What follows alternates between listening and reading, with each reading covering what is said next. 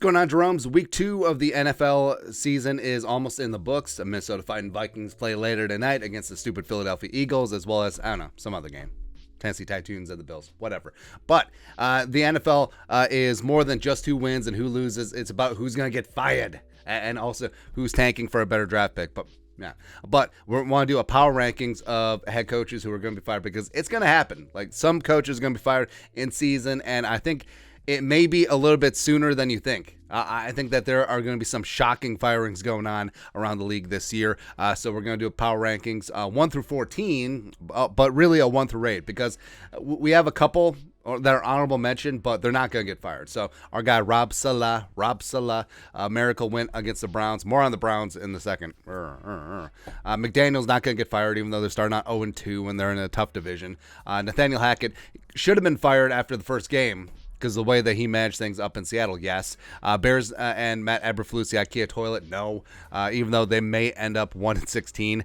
The Texans, Lovey, 0-1-1, maybe decent to start the season for the Texans. But I don't know, David Culley was a one and done. Maybe they're still waiting to land their perfect candidate. Who knows? Then Zach Taylor, the Bengals, starting out 0-2, Super Bowl hangover.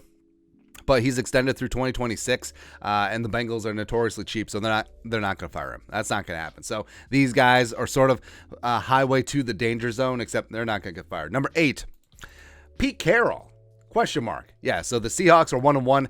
Seattle, despite being handed a win week 1 by the Broncos, they're going to be bad. It's much more indicative of the way that they got blasted by the Niners 27-7 versus winning on Monday night week 1.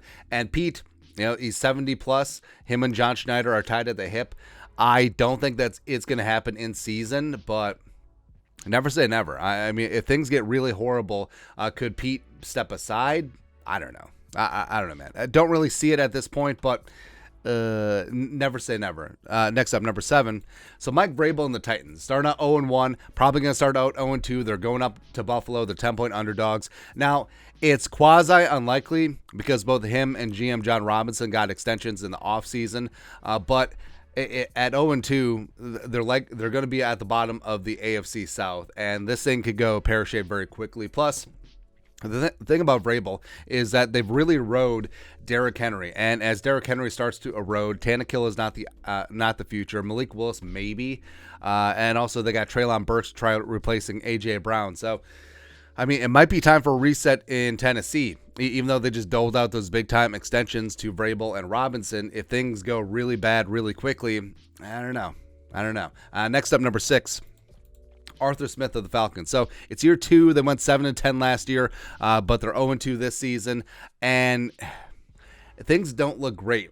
And I don't see them getting any better this season. Mariota is not the answer. I think Desmond Ridder probably needs a couple years of seasoning, so maybe they get a little bit of a scholarship that way. But the Falcons, blowing that game against the Saints at home, and that one hurts. And then just trying to have a comeback on the road against the Rams, trying to erase the original 28-3.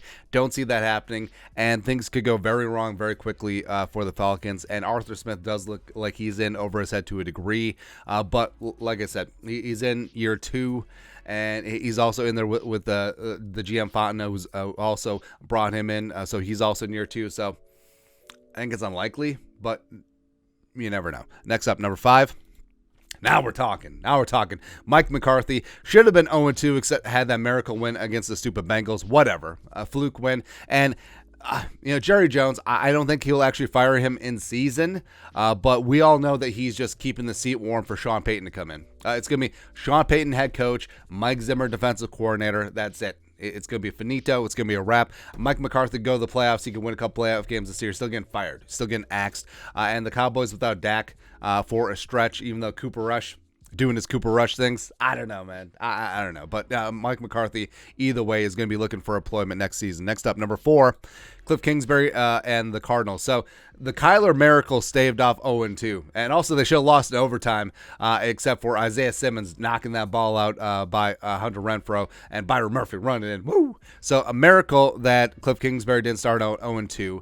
I don't really no one really fears the Cardinals, except for when Kyler gets off schedule and then makes some plays, draws up plays in the dirt. Like, he doesn't need to watch film to make those plays.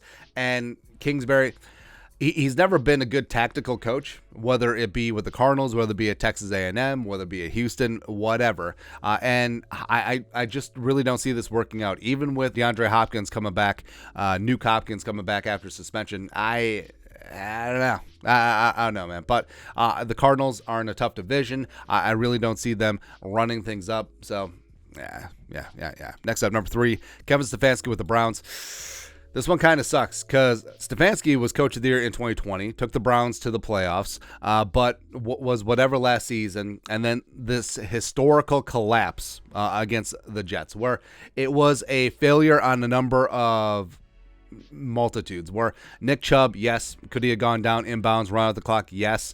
Then the Browns kicker missed the extra point, and then the Browns defense just took a nap as Joe Flacco with no timeouts, 2 touchdowns in the final 90 seconds. Just ridiculous. Plus, we know Jimmy Haslam, NFL stands for not for long, especially if you're a coach with the Browns.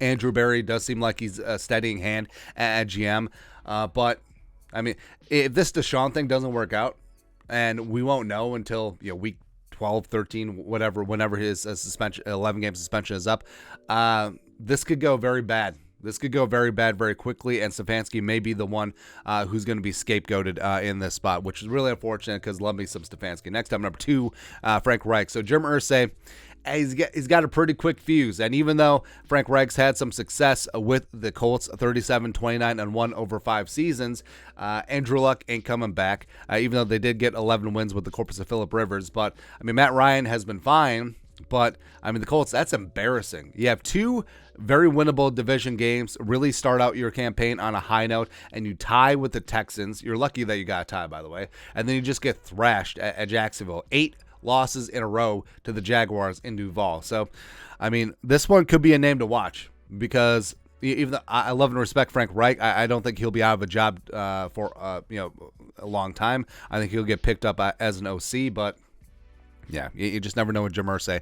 Lastly, number 1, Matt Rule of the Panthers. So he was dead man walking this entire offseason, and now the Panthers are starting off with a pear-shaped start, even though they're 2 losses, both narrow against the Browns as well as the Giants. But I mean, he's 10-25 as a head coach in the National Football League, but his only saving grace could be his massive 7-year, $62 million contract. And maybe David Tepper's like, I don't know.